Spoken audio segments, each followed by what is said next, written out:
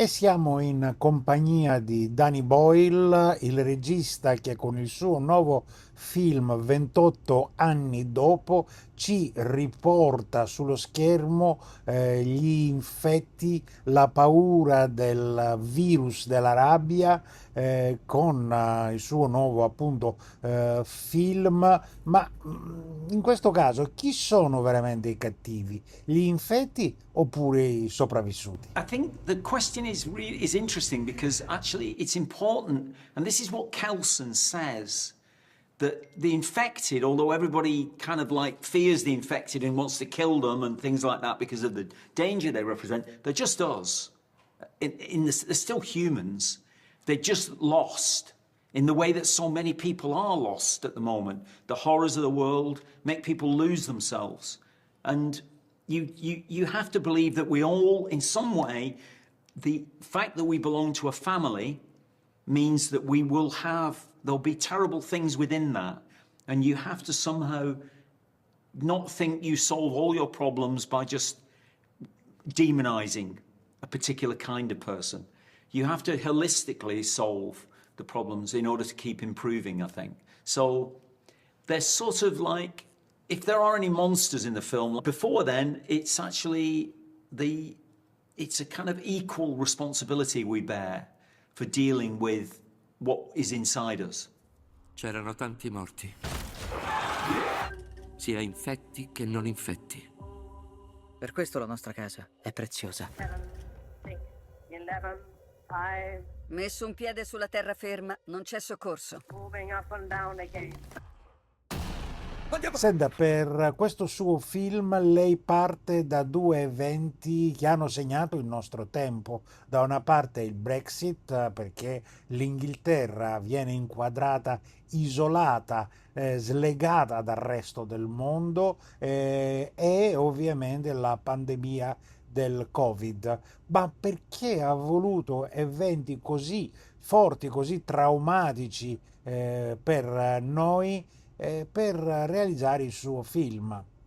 They were two major reasons why we went back to this idea of this infection. It's the same infection that was in 28 days later, but it has evolved, it has changed. And that was influenced partly by COVID. We saw once COVID hit, obviously we got the memories of empty streets. Suddenly it seemed like a prophecy of, the first film suddenly seems like a prophecy of what happened. But then we changed with COVID because we were initially like, but then you start to step out a little bit and you evolve, you get used to danger and you take slightly more risks. So after 28 years, the people who are in danger begin to take risks, and they take risks, and he takes his son to the mainland, which is one of the key elements in the arc of the story. And Brexit, the isolated island, that image of an island that's just cut off from the world now, is very resonant for the UK because it's not only a geographical image, but it's also a nationalism, a backward-lookingness has taken over the country, where people cherish the old days. They look backwards rather than try and look forwards.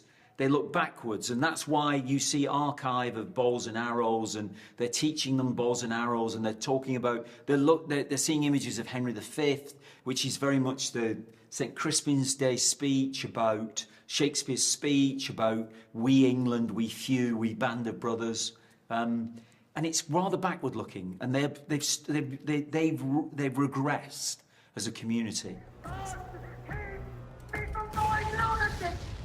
Si può morire in tanti modi, alcuni migliori di altri.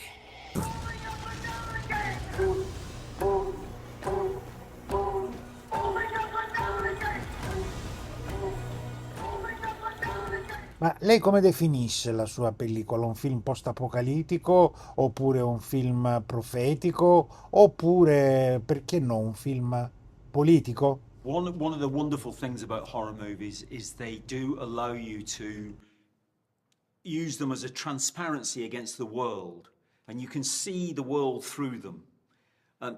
Whichever way you do it, it reflects on the world. So Romero's zombie movies were about the Cold War, or they were about consumerism, or they were about racism.